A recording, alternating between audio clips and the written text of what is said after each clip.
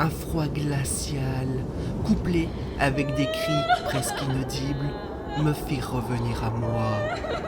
J'ignorais où je me trouvais, mais une chose est sûre, c'est que je fus bien dehors, et visiblement en montagne, car je sentais des flocons de neige me tomber dessus.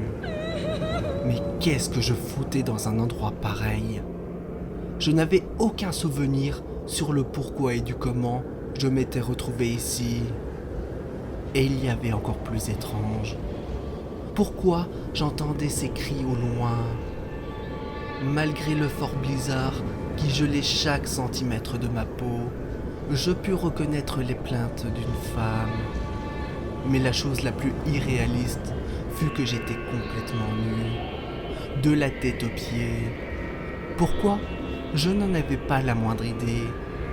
Mais si c'était une blague, ce n'était vraiment pas drôle.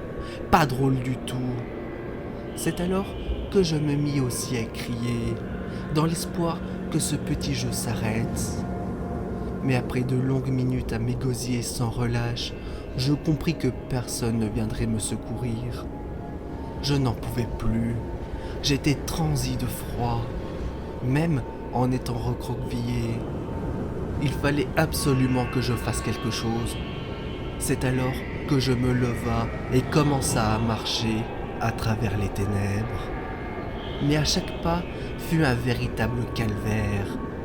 Pas seulement à cause de la bonne couche de neige qui m'empêchait d'avoir une bonne démarche, mais surtout à cause de mes pieds, car je ne les sentais plus. J'ignorais combien de temps j'étais resté dehors. Mais à cet instant précis, ces derniers devaient être bleus.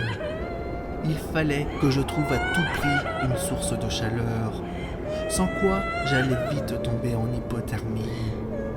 En plus, le froid glacial me brûlait ma gorge à chaque inspiration.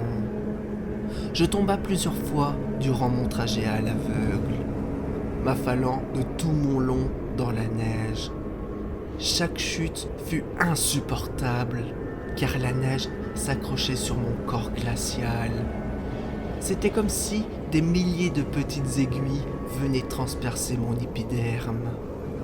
J'en avais les larmes aux yeux, tellement que ça me faisait souffrir. Mais le fait de n'avoir aucune vision et de n'avoir aucun souvenir accentuait ma détresse physique et psychologique. Et puis, les cris incessants de cette femme parmi les ténèbres me faisaient vraiment flipper. Au bout d'un moment, une chose assez curieuse se manifesta. Une sensation de chaleur se diffusait de mes yeux jusqu'à mes joues. Puis cette dernière s'estompa progressivement pour laisser place à un froid intense. Plus intense que l'air ambiant et le vent. Un peu comme si on me lacérait les joues verticalement. Tout en marchant avec difficulté, je mis mes mains contre mes joues, puis à mes yeux. Dès lors, je sentis un liquide qui s'en écoulait. Mais ce n'était pas tout. Quelque chose d'effroyable était arrivé à mes paupières, ce qui expliquait les ténèbres dans lesquelles je me retrouvais.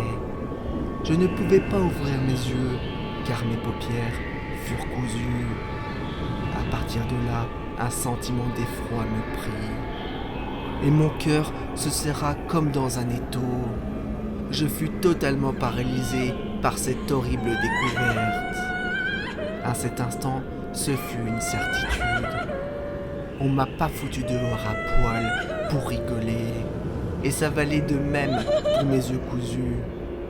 Au même moment, un violent mal de crâne commençait à apparaître. Mais bizarrement, cette douleur était localisée, juste au niveau de l'occiput. Je mis ma main à cet endroit, sur mes cheveux. En plus de sentir une énorme bosse, je m'aperçus qu'une partie de ma toison était poisseuse. En une fraction de seconde, je fus pris d'une violente crise d'angoisse.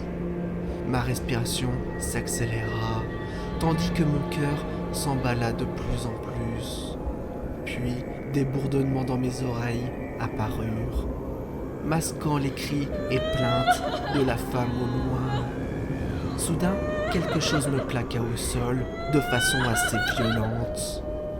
À l'instant T, je pus discerner des grognements qui se démarquaient de mes acouphènes. Dès lors, je compris une chose. J'allais mourir dans un endroit inconnu, à la merci d'une meute de loups affamés.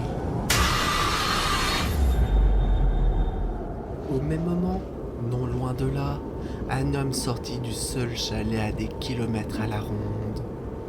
Il se dirigea vers l'unique scooter des neiges présent. L'homme d'une cinquantaine d'années le fit démarrer afin de faire chauffer le moteur. Puis, il retourna vers le chalet pour la dernière fois. Mais ce dernier ne rentra pas à l'intérieur. Le cinquantenaire s'arrêta devant la porte qui était encore ouverte. L'homme se contenta juste de sortir un zippo de l'une de ses poches de sa doudoune, l'alluma et le jeta sur le parquet humide. En une fraction de seconde, tout s'embrasa, tandis que le cinquantenaire monta sur son snowboard et disparut dans la forêt, laissant derrière lui le théâtre de l'adultère de sa femme brûlée, tandis que les deux fautifs furent assommés au préalable. Leurs yeux furent cousus de façon à ce que le regard ensorceleur ne fasse plus de mal à personne. Puis, ils enlevèrent leurs vêtements afin que le froid glacial les fasse souffrir, avant de les emmener à quelques centaines de mètres du fameux chalet.